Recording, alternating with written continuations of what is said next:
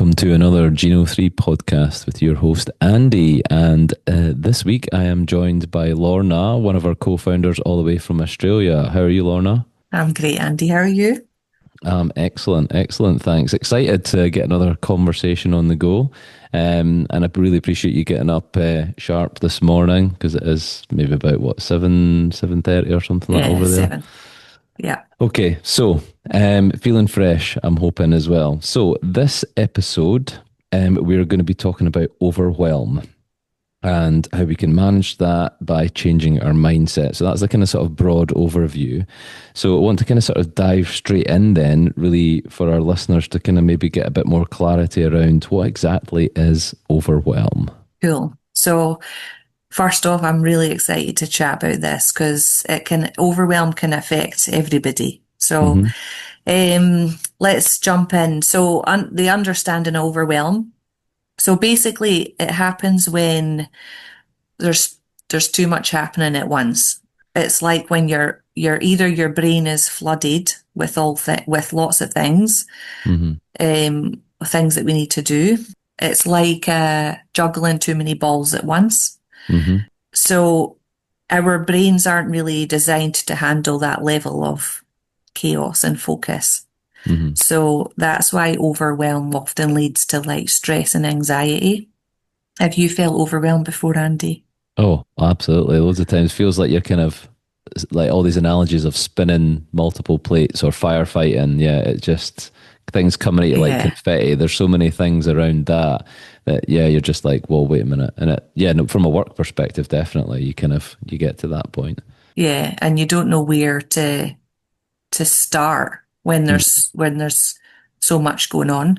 Yeah. So yeah, overwhelm is definitely something that most people experience. Okay.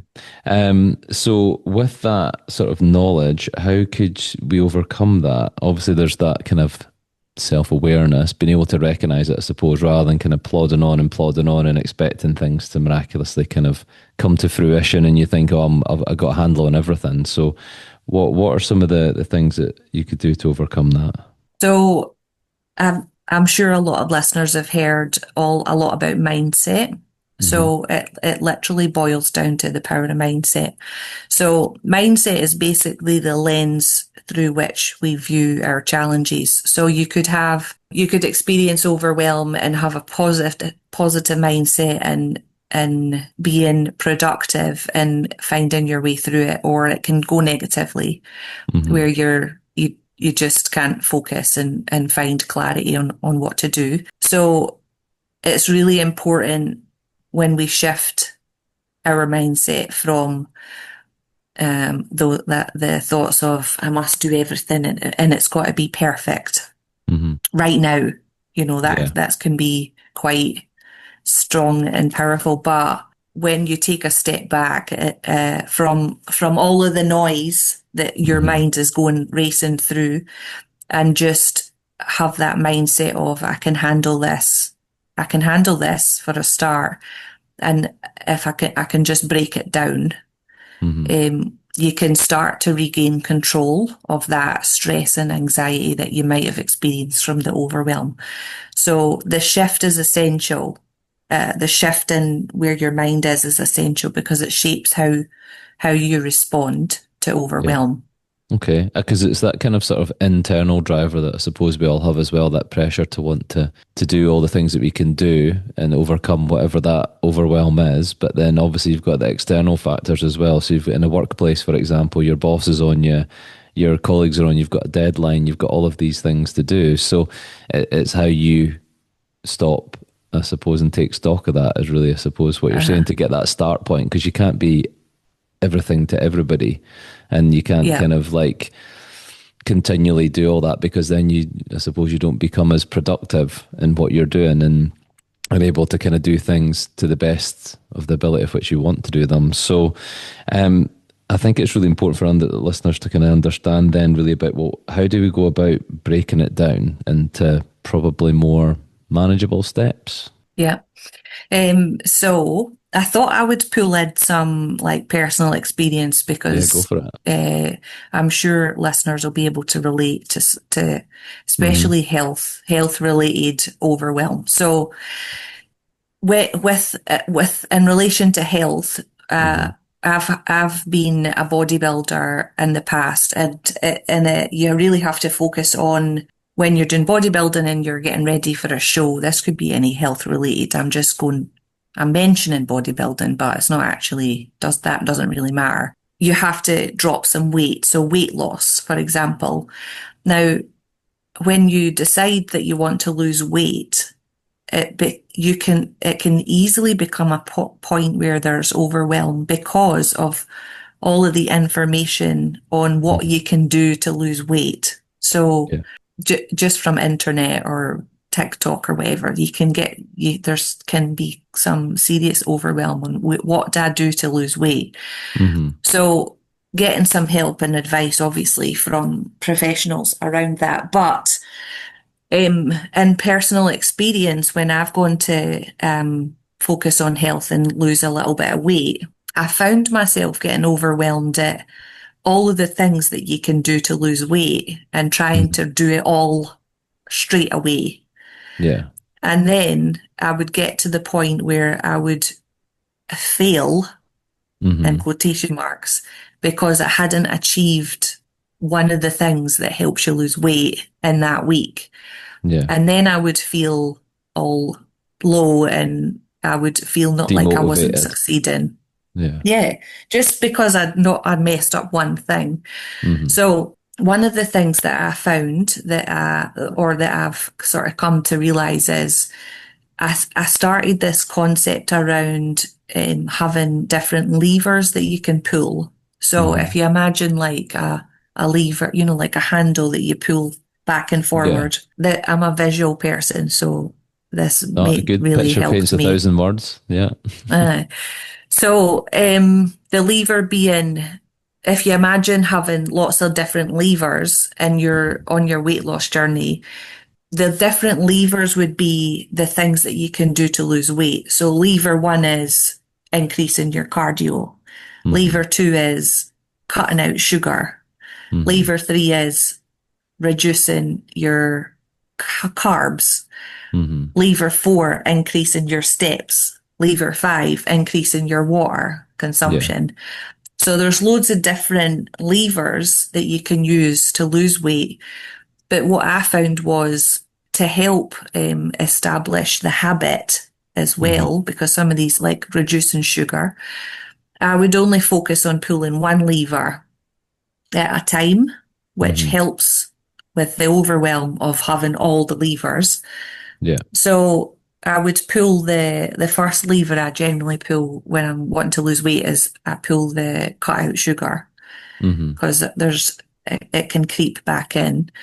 So I would work on that for a week and nothing else. And my weight would drop off a little bit. And then Mm-hmm. when it becomes stable and it's not really moving, I then focus on pulling another lever because that then reignites right, I've established no sugar. It's been a week. I'm Mm-hmm. down pat with that.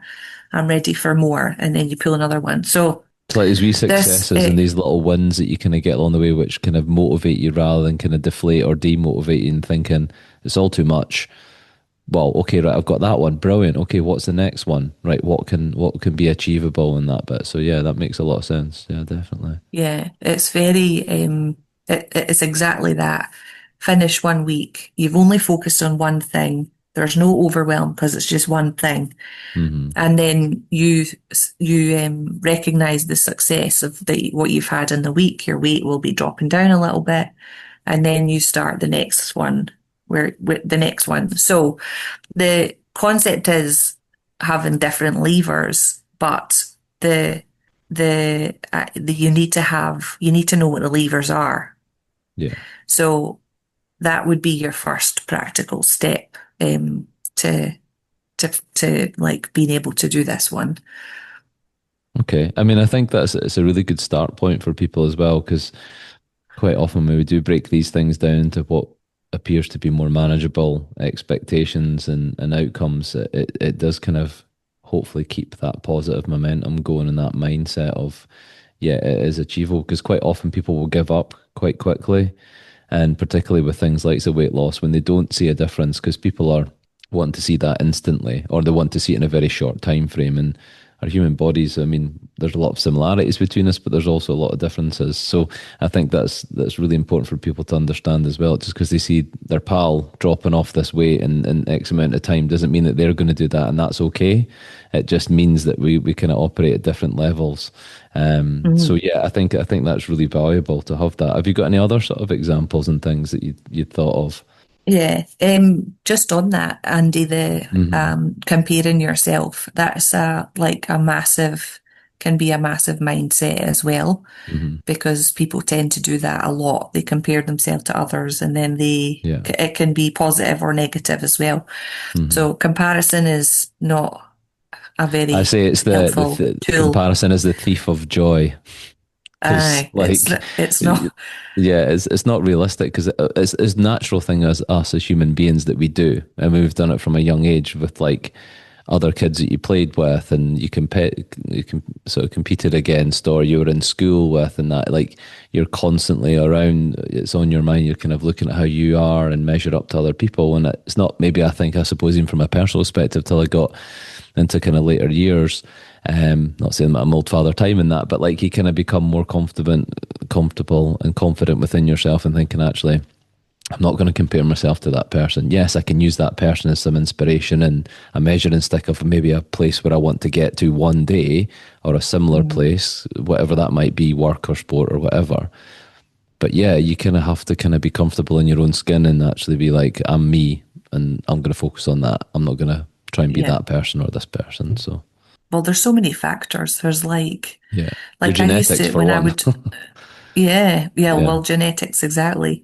yeah. Genetics, how tired, how hard you worked at work, and then there's Hmm. just so many things. Have you slept well? Have they slept well? Yeah, it's just not Yeah, worth comparing yourself. no. Anyway, other examples, yes. So talking about genetics, Hmm. obviously we have got our DNA tests, and that, like, honestly, like when I first got my report, Hmm. I had overwhelm. Like it's a lot of information, and Yeah. although we provide a really user friendly, shall we say, user friendly Hmm. first steps, where we look at the things that are most important for you to look at, it can be overwhelming, all the information. Hmm. So that's definitely another thing that you can use. Like you've got the information. It's that point where you step back and go, right, okay, there's a lot going on here. I've Hmm. got overwhelm, but let's just break it down. You've got 15 chapters of information data, which is all about specific things. Hmm. So you'll have a sleep chapter. So maybe for the first week, you focus on what your recommended sleep times are, Yeah. and then you don't like dive into anything else if you've got a bit Hmm. of overwhelm. It's so tempting, though, Um, because you're like excited, because you're like, I want to know this and I want to find out about that. Like, I felt that when I was looking at mine as well. I was like, I wanted to read everything that night. And I was just like, whoa, uh, slow down, stop, pause, just look at a yeah, couple of bits and then break it up. So, there's nothing wrong with like looking, like going over it all. yeah, But just have a wee skim over it. I Yeah. think the point is when you need to take action, or when you're Yeah. ready to take action, it Hmm. can be a bit like, where do I start? Yeah. And it might just be, it's that taking the pause, and it might just be, right, what are the bits that bring me the most? Like, I'm a personal trainer, have done like love training. The Hmm. first chapters that I wanted to look at were exercise, like Yeah. what, like I wanted to dive into that and take Hmm. some info from that and then put it into my current lifestyle. So that could be one step, like, right, okay, I've got all of it, I've read it Hmm. through. Now, Hmm. which ones am I going to jump into first? Yeah. So yeah, it's certainly a way that you can like just take it step by step and not have that feeling. Yeah. Mm. Okay. Cool. No, thank you for sharing it. I think having the sort of personal examples as well kind of brings that sort of element of realism to it as well, and something that you can kind of people can kind of get their heads around as well. And because as you say, there is so much information out there that people could kind of go down a lot of rabbit holes with, and kind of tangents and things as well. So before we sort of, I suppose, sort of wrap things up, what have you got any sort of closing thoughts, remarks, advice, or statements and things you would want to make to Yeah. the listeners? I might actually just quickly, I've given like a couple of things with Hmm. what to do. So practical tips, I mean. So I've Yeah. got write down, you know how I said it's knowing what your levers are, Hmm. writing down what your levers are for Yeah. starters. So if it's looking at your Geno report, that Hmm. would be, you've got them there. Your chapters, I would say, are your levers, but within Yeah. each chapter, there might be Sub a levers or couple of whatever. sub Yeah. levers, aye, There you which is kind of cool. Like, let's identify the like levers that are within the levers. Anyway, it go. could go. No, It could that's be not lever good. madness. Let's not get overwhelmed with levers. But anyway, Yeah. um, so when you're doing that, like I would suggest just writing a timer, setting a timer Yeah. for like 10 or 10, 15 minutes Hmm. to designate time to do that because it can be easy to be distracted Yeah. when you're doing something for yourself like that, just sitting down and doing that. So, designating the time to actually write down and get a little bit of a plan. Hmm. And then, as we mentioned during this chat, is to celebrate the wins, Hmm. even if they're small.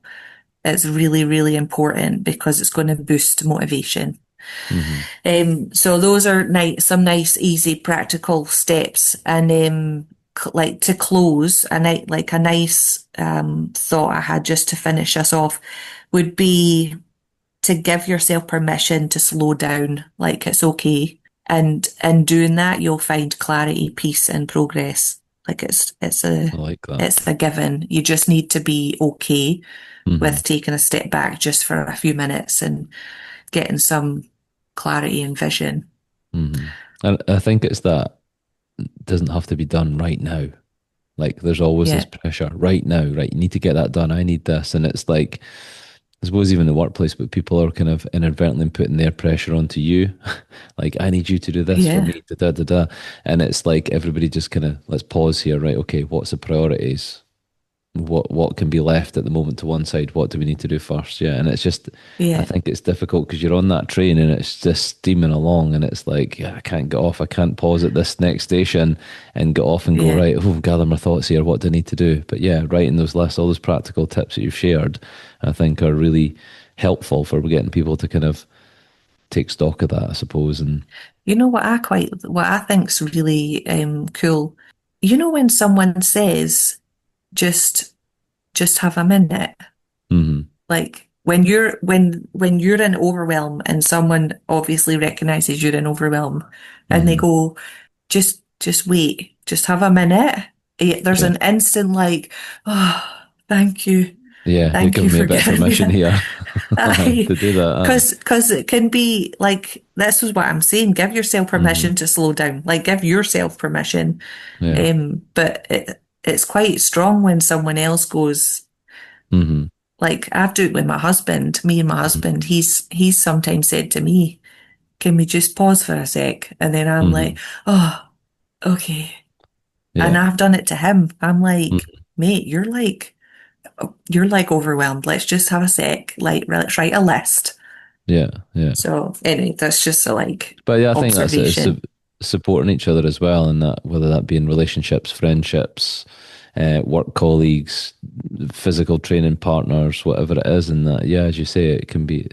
It's not one specific thing. So Mm, no, that's brilliant. That's been good to chat about that, and I think it is something which I think every one of our listeners can relate to, feeling overwhelmed, whether that's some quite significant overwhelm moments in their life, if it's an ongoing thing for them and it's happening all of the time, and all the other ripple effect of emotions that might come along with that. Hopefully, they kind of take away something from this and give it a go mm, and try and readdress the balance, I suppose. yeah. So Cool. Right. Perfect. Well, thank you very much. And I'm sure we'll catch up in the not too distant future with another pod and another topic area. But thank you very much for your time and your insight. It's much appreciated. Thanks, Andy. Catch you Awesome. later. Awesome pod. Bye. Cheers. Bye.